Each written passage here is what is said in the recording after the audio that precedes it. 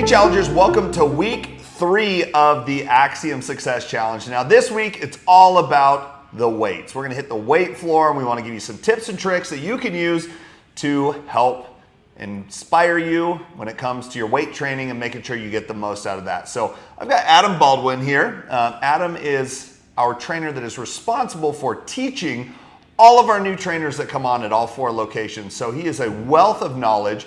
And when it comes to exercise and just how to get the most out of your workouts, he's really a phenomenal resource for us. So Adam, I know in kickoff I talked a little bit about, making sure that we prioritize our strength training and not just focusing on cardio. But what's something when it comes to strength training that's really important that people might be missing right now?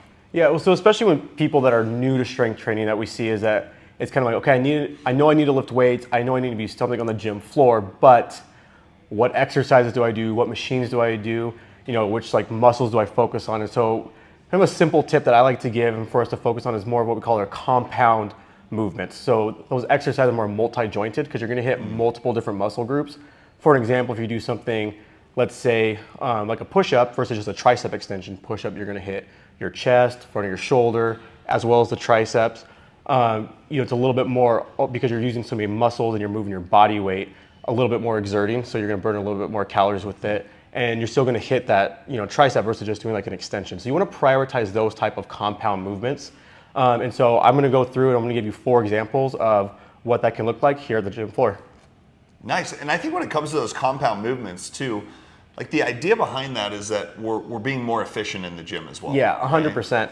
Because we know that you guys, like Mike and I, we love being in the gym. If we can be here working out 2 to 3 hours, we'd absolutely love that. But that's not most of the people that come through here. So we want to be as efficient as we can to get a good, whether it's upper body workout or total body workout. But for most of us, we're looking for 45 minutes, maybe an hour at the most of lifting. So this is a way you can be a lot more efficient with your time here in the gym. So these exercises that you're about to show us, it's a way for somebody to come in and really maximize their movements. Instead of maybe focusing on something that only targets a very small muscle group and exerts a small amount of energy.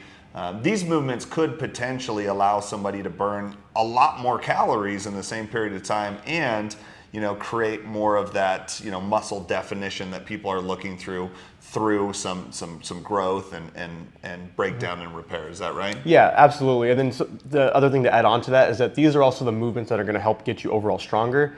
And I think an underrated aspect of losing weight, getting in overall better shape is when you build more strength, it's not only going to translate more to the gym, but when you're going to feel better through your everyday movements. You're going to feel better in getting outside, playing with your kids, going for walks, and then these small little compounding movements that you do every day really add up over time. And that's why, even though this is an 8-week challenge, we want to see long-term results. And so this is one of those things that you're going to set the foundation for that.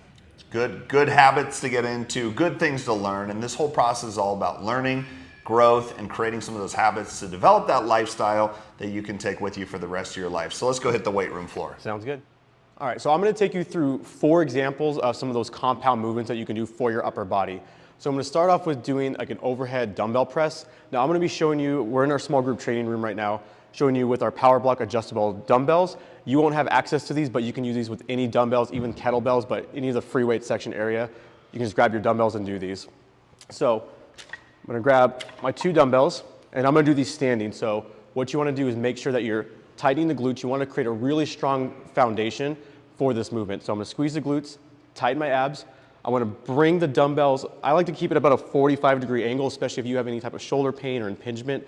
It's going to be more comfortable for you and less restrictive than trying to be out here. If this doesn't cause you pain, you're okay being here. But we want to keep, for most of us, a slight tuck to be a 45-degree angle, stacked joints, so wrists over the elbows. And then from here, we're going to press up, slightly back, and let those upper arms come in. Nice tight. You don't need to clank or tap the dumbbells together, but you don't want to just go straight up here because when you're out here, it's going to put a little bit more stress on the shoulder joint. So you're going to bring it down, nice and controlled, pressing up, and let those arms come in together. So that's going to be an example of what you can do for a vertical pressing movement. And again, you're working front of your shoulder, side shoulder, that medial head of the deltoid, as well as triceps. All right, so next one I'm going to show you, this is what we would consider like a horizontal pulley movement. So basically your row variations. So maybe doing like a cable row, dumbbell row, but I'm going to show you a TRX row. And this is one that I like because it's so applicable to anyone. You can really regress this movement as well as progress it if you're someone that's more advanced lifter. But You can use these with the TRX straps, or if you're here at Park Center, up in the Axe Fit room, we have those rings. But basically what we're trying to do is get our body inverted and then pulling ourselves up. So I'm gonna grab these handles, I'm gonna walk myself back. I wanna start off with my arms nice and long. And then the first thing I'm thinking about is trying to squeeze my shoulder blades together. So I'm pulling my shoulder blades together, keep my chest nice and proud, and then I'm gonna follow through and pull myself kind of up and forward just until my upper arm is in nice and tight to my side. You don't need to be coming all the way where your elbow's coming all the way back here. It's gonna cause some pain and discomfort potentially in your shoulder, as well as you see a lot of times like this extra flexion in the wrist, and that can cause some wrist discomfort. So if this is a new movement for you, start off a little bit more upright, work until you can do about 10 to 15 reps pretty comfortably, or where you're pushing yourself but you keep good form, and then you can start walking your feet forward, get more horizontal, and that's when you really start seeing like a good challenge in this movement. But always keep it nice and controlled, pulling the shoulder blades back, chest up, arms in nice and tight to the torso. Okay, so now going back to our pushing movements, we're gonna go with a dumbbell bench press. All right, so this again, I'm using the power blocks. You can use any set of dumbbells that you have, whether it's home or here. But what we're doing here is we're gonna lay down on the bench, we're gonna bring the dumbbells in nice and tight. Now, when you're setting this up, keep those dumbbells in tight to your midline so it's not coming out and potentially hurting your shoulder. Come all the way back down. You wanna think about grabbing the bench with your shoulder blades. So you keep those shoulder blades nice and retracted. Again, we want stacked joints, so I'm thinking about keeping my wrist over my elbow, 45-degree angle, just like we did with the shoulder press. And then as you come up, you want to think about coming straight up and then in. And then nice and controlled throughout this movement. So keep about a 45-degree angle, get a nice stretch down here at the bottom, and press up. And just like with the shoulder press, some people are a little more comfortable coming out nice and wide. That's fine if you don't have any pain or discomfort, but if you are someone that experiences some pain, discomfort, any type of impingement with this movement, just tuck those elbows in a little bit more. That'll put a little bit less pressure on that joint. And then pressing up and slightly in. And then here's a fun little tip for you when you're done with it, because everyone freaks out about how to put these down. You can bring one leg up, put the dumbbell on there, other one, and rock yourself forward. All right, so last one we're gonna go over is the vertical pulling. This is one of my favorite exercises you can do because you can set it up with a band like we have here in the small group room. You can also set this up, and where your best option is gonna be is probably setting it up on one of our cable machines. What we're gonna do is we're gonna get like directly under where the tension's at. So I'm getting under the band. I'm going to kneel down. So I'm working on my left side, so I'm gonna kneel on my left leg. Right leg's out in front. From here, I wanna let my upper arm come all the way up so I get a nice stretch through my lat.